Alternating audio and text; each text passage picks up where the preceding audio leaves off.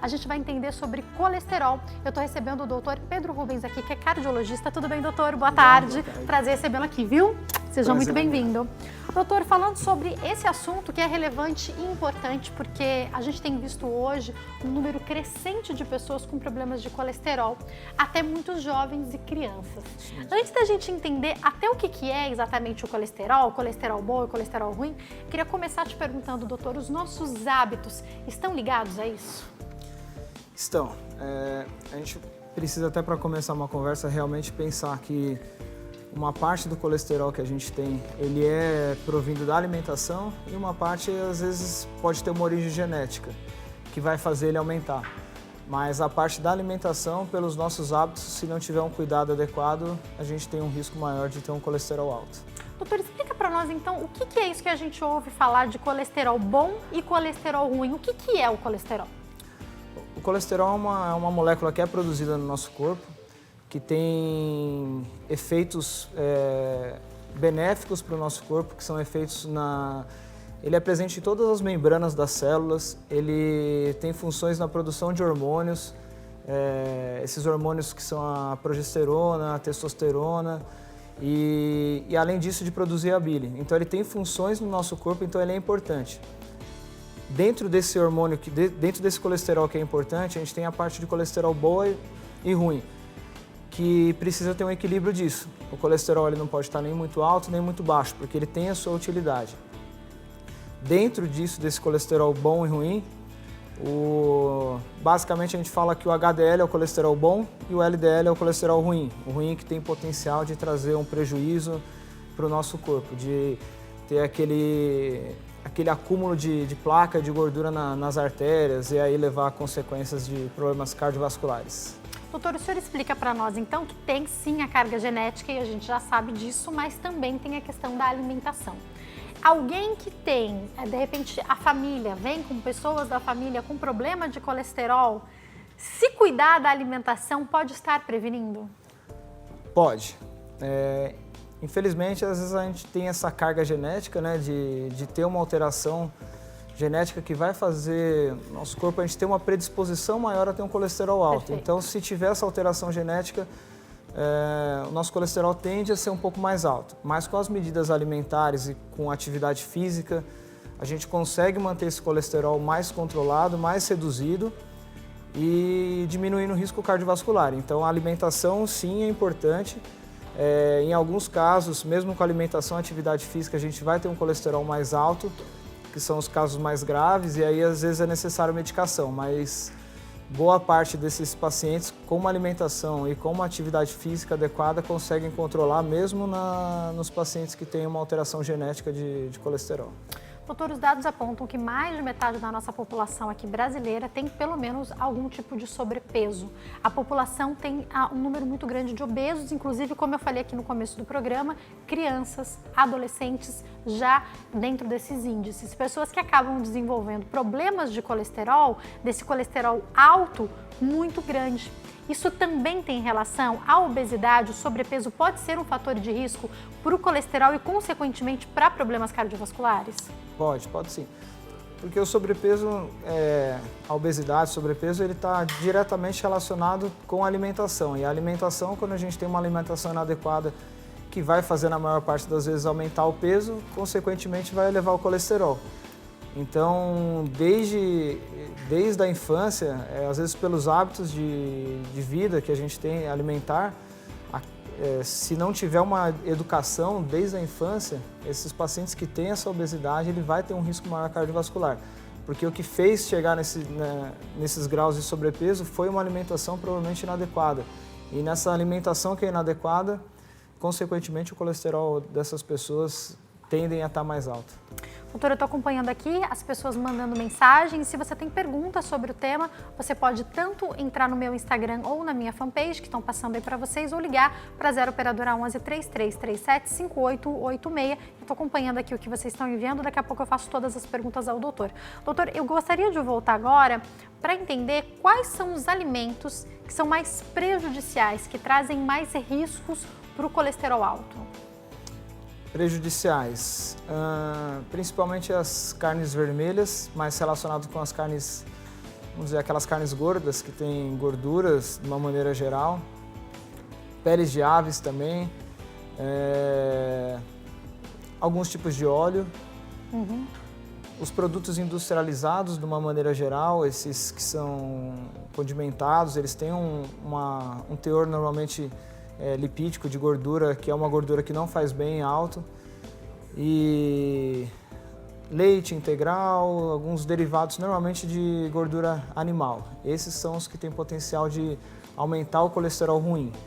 Doutora, eu já vou para os alimentos que podem ajudar ou equilibrar com o colesterol bom, mas é inevitável fazer uma pergunta nesse momento. Há algum tempo houve em alta, e ainda algumas pessoas fazem, uma dieta que promete ser milagrosa e a pessoa emagrece muito rápido, daí você tira carboidrato, daí você pode comer todo o resto, e aí tem indicação de, por exemplo, você poder comer quantos bacons você quiser, o tanto de carne vermelha que você quiser, você come a proteína do jeito que você quiser, o ovo, que a gente sabe que é muito importante, que é sim protagonista hoje, mas ainda assim, em que quantidade é a minha pergunta? Essas alimentações que restringem totalmente o carboidrato, prometendo até mesmo um emagrecimento, mas que ressaltam a utilização muito grande da proteína, podem ser preocupantes?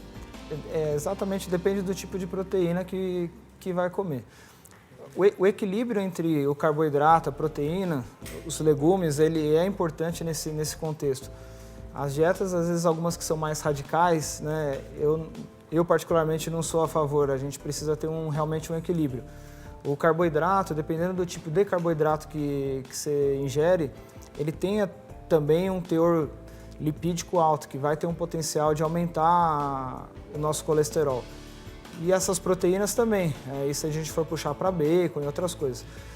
Dentro disso, assim, a gente tendo um equilíbrio, você pode ter espaço, às vezes, até para comer. Às vezes uma proteína que seja um pouco mais gordurosa, mas puxando para a parte de atividade física, que você vai ter que ter um equilíbrio com uma atividade física onde vai ter essa queima também dessa gordura, e de uma certa forma desse colesterol junto, né? Mas acho que o equilíbrio é importante, resumindo. Quer dizer, zero nada, né? Esse negócio a menos que seja uma proposta específica acompanhada por um médico, você pode baixar até o carboidrato, ou uma pessoa que escolhe se tornar vegetariana precisa de um acompanhamento, porque zerar, seja uma coisa ou a outra, o corpo vai sentir necessidade, né? Todos os alimentos eles têm seu benefício, né? Sabendo usar da maneira adequada, e cada paciente é individual, ele tem suas peculiaridades. Então, realmente a consulta com um médico, com um nutricionista, realmente vai ajudar a saber o que cada um precisa, qual a necessidade de cada um. Então, tomar cuidado, né? Doutor, existem alimentos que ajudam a baixa do colesterol ou a melhora do colesterol bom? Existe. Principalmente a parte relacionado com a parte vegetal, no caso. Então, alguns alimentos, algumas sementes têm essa possibilidade de ajudar, castanha, nozes, o azeite, o extra virgem, ele tem esse potencial também. Alguns peixes, salmão, atum, esses alimentos, eles têm, principalmente os que têm ômega 3 alto, e assim, a parte principalmente de sementes e castanha, nozes, esse tipo de coisa, eles têm um potencial de baixar o colesterol ruim e às vezes até aumentar o colesterol bom, que é uma coisa que é difícil de acontecer, mas eles têm esse potencial. Quero agradecer as mensagens que estão chegando, entre elas a Adriana Silva, que está parabenizando o programa e a nossa entrevista. Obrigada, Adriana. Eu quero complementar com uma pergunta, doutora, aproveitando algo que o senhor citou para nós agora há pouco, que é a atividade física. Qual que é a importância dela nesse processo aí de ajuda ao colesterol?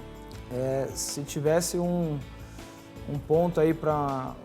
O paciente, quando ele chega no consultório e tem um colesterol alto, acho que a primeira medida que a gente precisa ter normalmente é uma reeducação geral, né? E aí dentro disso, lógico que tem a alimentação, mas a atividade física é importante.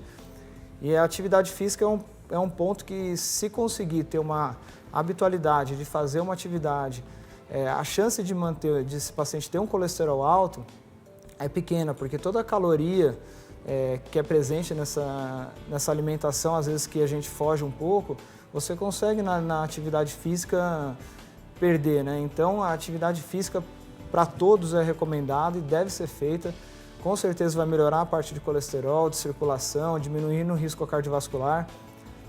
É um dos pilares para controlar o colesterol dos mais importantes.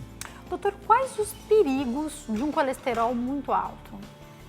O colesterol, dentro daquele colesterol bom e ruim que a gente conversou, o colesterol ruim, que é o LDL, ele tem até umas porções dele que tem uma parte benéfica, mas assim, de uma maneira geral, o LDL é o colesterol ruim. Ele tem essa propriedade por ele ter uma tendência a acumular nas artérias. E esse acúmulo nas artérias diminui, estreita a passagem de sangue dentro dos vasos, e aí, consequentemente, pode levar o paciente no coração a um infarto, na cabeça ter um AVC, que é o acidente vascular encefálico, às vezes alguns casos de trombose, por acúmulo de placa de gordura nas artérias, fazendo com que obstrua, limite o fluxo de sangue dentro, e aí quando obstrui esse vaso você tem um infarto, tem um AVC. Então essa é a importância do colesterol, de manter ele controlado. Doutora, uma pessoa jovem que de repente não faz o acompanhamento, que tem às vezes agregado o fator de ter a questão genética e ainda por cima comer errado, uma pessoa de 30, 35, 40 anos, que além de tudo não vai ao médico, não faz o acompanhamento e nem sabe que está com colesterol alto, pode sofrer um desses problemas que o senhor cita para nós, como um AVC ou até mesmo um infarto? Pode às vezes até ter um problema desse maior, até precoce. O fator hereditário, você já carrega uma predisposição maior a ter um problema. Se tiver mais um fator de risco, que às vezes são os hábitos alimentares, o sedentarismo, um colesterol mais alto, quanto mais fatores de risco a gente tiver, maior é o risco de ter uma complicação maior, que é um infarto, um AVC, e isso a gente vê cada vez mais frequente em população de mais jovens. Então esse cuidado cada vez mais precoce é importante. Então fazer um combinado de alimentação e atividade física desde jovem, isso é importante, ainda mais se a gente tem um histórico familiar de problema cardiovascular, como infarto, AVC na família. Esses pacientes precisam ter um acompanhamento ainda mais cedo, mais precoce, para poder prevenir e cuidar desses fatores de risco. A partir de que idade é importante fazer esses exames, doutor?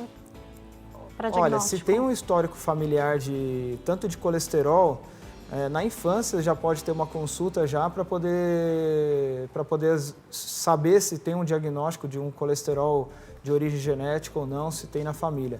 Se pensar em risco cardiovascular de uma maneira geral, quando os pais têm problemas de infarto, o homem abaixo de 55 anos, a mulher abaixo de 65 anos, então se o pai ou a mãe teve um infarto, um problema cardiológico numa idade mais cedo, mais precoce, daí já tem também indicação de o filho, no caso, já procurar o especialista, o cardiologista, nesse caso, para poder fazer um acompanhamento e um check-up e procurar saber se ele tem um risco também aumentado de ter problema cardiológico. Isso assim, abaixo dos 40 anos já pode começar a procurar. Doutor, uma pergunta que chegou para nós é a respeito dos peixes. O senhor citou o ômega 3, a gente sabe de alguns peixes como salmão, até mesmo a sardinha, que contém ômega 3. A gente falou aqui de algumas oleaginosas, mas falando especificamente a respeito do peixe, é uma boa utilização também? Para esse equilíbrio?